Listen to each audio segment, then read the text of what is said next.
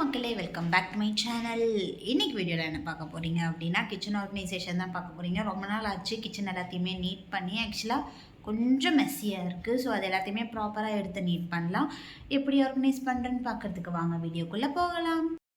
So மக்களே, நம்ம இப்போ க்ளீனிங் ப்ராசஸை ஸ்டார்ட் பண்ணியாச்சு. ஆக்சுவலாக நான் ஸ்பீடை அதிகமாக வச்சுருக்கேன் வீடியோவில். ஏன்னா லென்த் அதிகமாக வருதுங்கிறதுனால.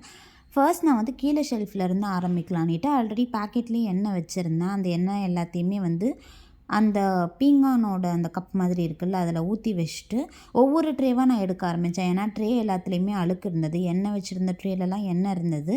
அதே போல் மற்றபடி அந்த வயலட் கலர் ட்ரேஸ் எல்லாம் இருக்குது பார்த்திங்களா, அதில் எல்லாத்துலேயுமே ஸ்பைஸ் பாக்ஸ் தான் வச்சுருந்தேன்.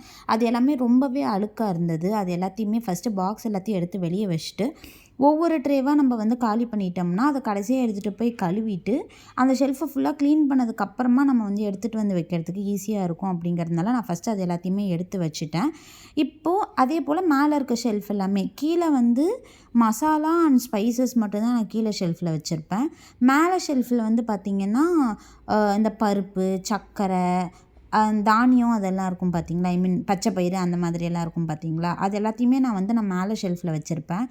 முக்கியமாக நான் இதை அடிக்கடி க்ளீன் பண்ணுறதுக்கான ரீசன் என்னென்னா, இந்த கபோர்டில் நிறைய காக்ரோச் வருது. பெரிய காக்ரோச்சாக எதுவும் வர்றதில்ல. பட் ஆனால் சின்ன சின்ன காக்ரோச் நிறைய வருது. சில டைமில் நான் ஊருக்கு போயிட்டு பார்த்திங்கன்னா ஹிட் அடித்து விட்டுட்டு போயிருப்பேன். ஒரு 20 காக்ரோச்சஸ் பக்கமாக அந்த இடத்துல விழுந்திருக்கும். ஸோ நான் அதனால் என்ன பண்ணுவேன்னா, நாப்தலின் பால்ஸ் எல்லாமே போட்டு வச்சுட்டு நான் அதில் அடிக்கடி க்ளீன் பண்ணுவேன். ஏன்னா காக்ரோச் இருக்கும். அது இருந்தாலே எனக்கு பிடிக்கவே மாட்டேங்குது. அதனால நான் அடிக்கடி க்ளீன் பண்ணுவேன். ஸோ சரி, இதை க்ளீன் பண்ணுறத ஒரு விலாகாக போடலாம் அப்படிங்கிறதுனால தான் இதை விலாகாக எடுத்தேன். ஃபஸ்ட்டு இப்போ என்ன பண்ண போகிறோன்னா, அது எல்லாமே எடுத்து வச்சாச்சு. ஆக்சுவலாக முன்னாடி நீட்டாக இருந்த மாதிரி இருந்தது. எடுத்து வச்சதுக்கப்புறம் தான் எனக்கு ஏதோ ரொம்ப நான் கொலை பண்ண மாதிரி இருக்குது. பட் தெரியல, எப்படியோ ஒன்று நம்ம இதை அரேஞ்ச் பண்ணுவோம். இதை அரேஞ்ச் பண்ணுறதுக்கு முன்னாடி ஃபஸ்ட்டு தண்ணி தெளித்து அந்த இடத்த ஃபுல்லாகவே நல்லாவே நீட்டாக க்ளீன் பண்ணிவிட்டு ஈரமாக இருக்கப்பவே எறும்பு சாக் பீஸ் போட்டுட்டோம்னா அந்த ஈரத்தில் அந்த எறும்பு சாக் பீஸ் அந்த சாக்கோட இது அப்படியே பிடிச்சிக்குமா. அப்போ என்ன ஆகும்னா பூச்சி வராது. நமக்கு எந்தெந்த கற்பாம்பூச்சி எதுவும் வரவே வராது.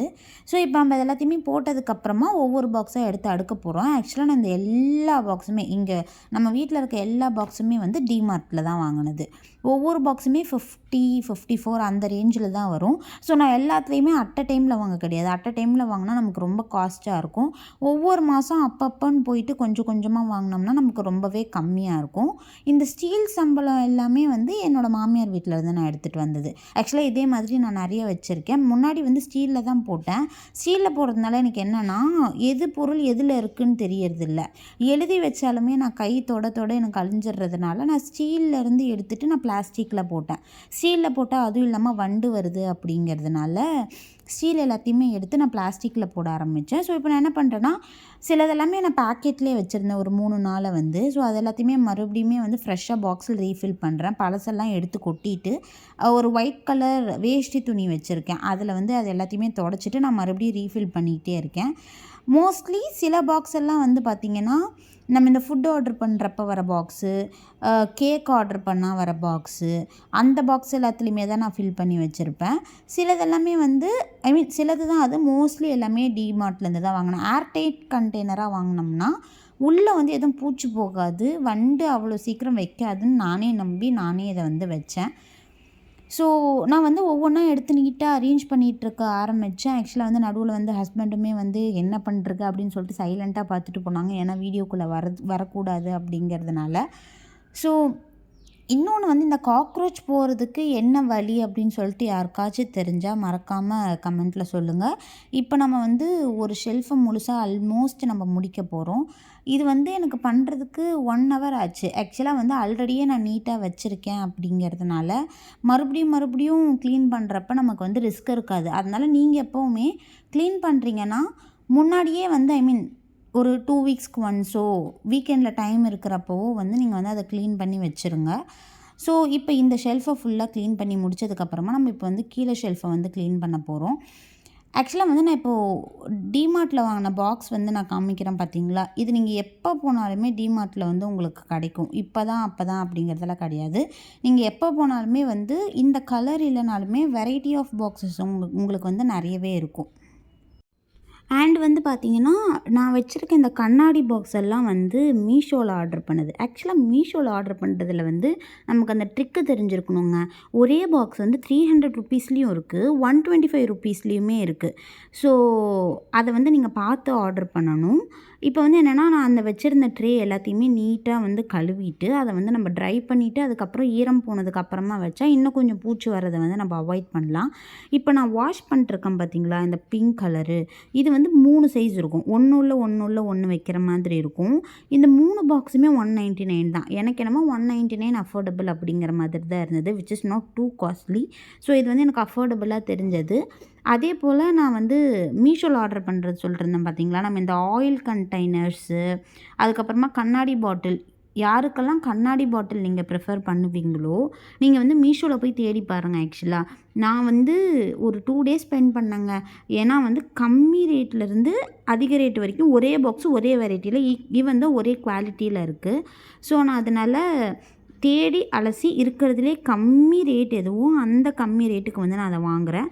இப்போ வந்து கீழே ஷெல்ஃபு ஃபுல்லாத்தையுமே வந்து நீட் பண்ணதுக்கப்புறமா இந்த ட்ரேயில் மிளகாத்தூள், உப்பு, அதுக்கப்புறமா வந்து உரல் கல், குட்டி உப்பு தூள் எல்லாம் வச்சுட்டு, இந்த பெரிய ட்ரேயில் வந்து நான் வந்து இந்த சாம்பார் பவுடர், ரச powder, chicken 65 masala, chicken masala, rasam powder, இது எல்லாத்தையுமே இந்த பெரிய ட்ரேயில் வச்சுட்டு, அதுக்கப்புறமா என்கிட்ட வந்து ஒரு பெரிய ஆரஞ்சு கலர் ட்ரே இருக்குது. எதுக்காகனா, ஆக்சுவலாக நான் வந்து என்ன யோசிச்சுட்ருக்கேன்னா, ஒரு ஹூக் மாதிரி மாட்டி அதில் தொங்க விடலாமான்னு தான் யோசித்தேன். பட் ஆனால் பார்த்திங்கன்னா, அது வந்து டைல்ஸில் ஒட்ட மாட்டேங்குது. ஸோ அதனால் நான் தனி ட்ரேயில் அதை வைக்கிறேன். இதில் வந்து என்னென்னா, அந்த பீங்கானில் இருக்க எண்ணெய், அந்த கண்ணாடி பாட்டிலில் இருக்க எண்ணெய், இது எல்லாத்தையுமே வந்து இன்னொரு ட்ரேயில் வச்சு முடிச்சுட்டு, இதை நான் வந்து அடுப்போட இந்த சைடில் வந்து நீட்டாக அரேஞ்ச் பண்ணி வைக்க போகிறேன். மூலையில் அந்த எண்ணெய் பாட்டிலு, அதுக்கப்புறமா இந்த ஒயிட்டில் வந்து ஒரு சைடு வந்து குழிக்கரண்டி, ஸ்பூன்ஸு, இன்னொரு சைடில் வந்து அந்த பெரிய கரண்டி எல்லாமே வச்சுருக்கேன். அந்த பச்சை கலர் பாக்ஸில் வந்து பார்த்திங்கன்னா கத்தி எல்லாமே வச்சுருக்கேன். ஸோ நான் இந்த ட்ரேவை தான் சொன்னேன். இந்த ட்ரே வந்து யூஸ்வலாகவே நம்ம வீட்டுக்கிட்டே கிடைக்கும். 90 ருப்பீஸ் சம்திங் தான் வரும்னு நினைக்கிறேன்.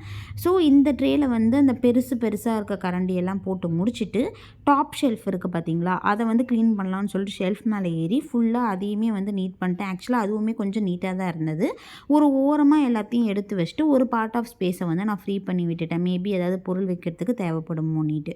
ஸோ இப்போ இதுதான் நம்மளோட ஃபைனல் அவுட்லுக்காக இருக்குது. சில பாத்திரம்லாம் இன்னும் கழுவாமல் இருக்குது, ட்ரை பண்ணதை எடுத்து வைக்க வேண்டியிருக்கு.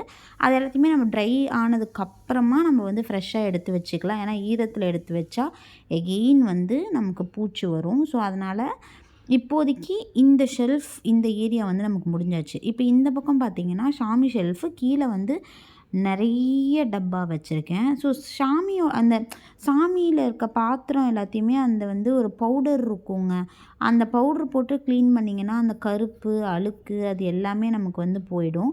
ஸோ அதை நான் ஆல்ரெடி கழுவி வச்சதுனால சாமி ஷெல்ஃபு ஃபுல்லாக நீட்டாக தொடச்சி முடிச்சுட்டு, என்கிட்ட ஒரு அட்டைப்பெட்டி இருந்தது. அந்த அட்டைப்பெட்டியில் எல்லா பாக்ஸையுமே, அந்த பெரிய அந்த சம்பளம், ஸ்டீல் சம்பளம், அதுக்கப்புறமா வந்து யூஸ் பண்ணாத பாக்ஸு, எதெல்லாம் யூஸ் பண்ணுவனோ அதை மட்டும் எடுத்து வச்சுக்கிட்டு, யூஸ் பண்ணாத எல்லாத்தையுமே அந்த பாக்ஸுக்குள்ளே போட்டு நான் வந்து செலோ டேப் போட்டு ஒட்டிட்டேன். ஏன்னா நம்ம ஓப்பனில் விட்டோம்னா உள்ளே பூச்சி போகிறதுக்கு வாய்ப்பு இருக்குது அப்படிங்கிறதுனால எல்லாத்தையுமே செலோ டேப் போட்டு பேஸ்ட் பண்ணிவிட்டு கிச்சனோட லேஃப்டர் மேலே வந்து நான் வச்சுட்டேன். இதை வச்சு முடித்ததுக்கப்புறமா கீழே இருக்க ஷெல்ஃபை வந்து நீட்டாக தொடச்சி முடிச்சுட்டு இருக்க கம்மியான பாக்ஸை மட்டும் அரேஞ்ச் பண்ணி முடிச்சிட்டேன். இவ்வளோ தான் அரேஞ்ச் பண்ணது.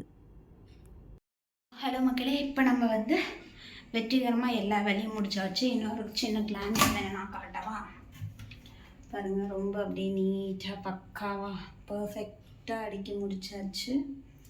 ஸோ அண்ட் இதை தாண்டி எங்கேயுமே ஸோ அதாவது இருக்க வேண்டிய இடத்துல ப்ராப்பராக இருக்குது. சாப்பிங் போர்டு, அந்த நைஃப் வைக்கிறது, எண்ணெய் வைக்கிறது, கரண்டி வைக்கிறது எல்லாமே ப்ராப்பராக இருக்குது. அண்ட் இந்த பக்கம் வந்தீங்கன்னா சாமி ஷெல்ஃபையும் நீட் பண்ணியாச்சு. கீழே இருந்த பாக்ஸ் எல்லாத்தையுமே தூக்கி அங்கே மேலே ஒரு அட்டைப்பெட்டி தெரியுதா, அங்கே போட்டிருக்கு. நான் வந்து இந்த வேலையை வந்து ஒரு 1 ஹவரில் முடிச்சிருப்பேன் அப்படின்னு சொல்லிட்டு நினைக்கிறேன். ஏன்னா நான் 10க்கு வந்தேன், இப்போ 11 தான் ஆகுது. ஸோ இந்த மாதிரி வீடியோ உங்களுக்கு பிடிச்சிருந்தா மறக்காமல் நம்ம சேனலுக்கு சப்ஸ்கிரைப் பண்ணிக்கோங்க. இந்த வீடியோக்கு லைக் பண்ணுங்கள், ஷேர் பண்ணுங்கள், கமெண்ட் பண்ணுங்கள். டாடா, பை பை.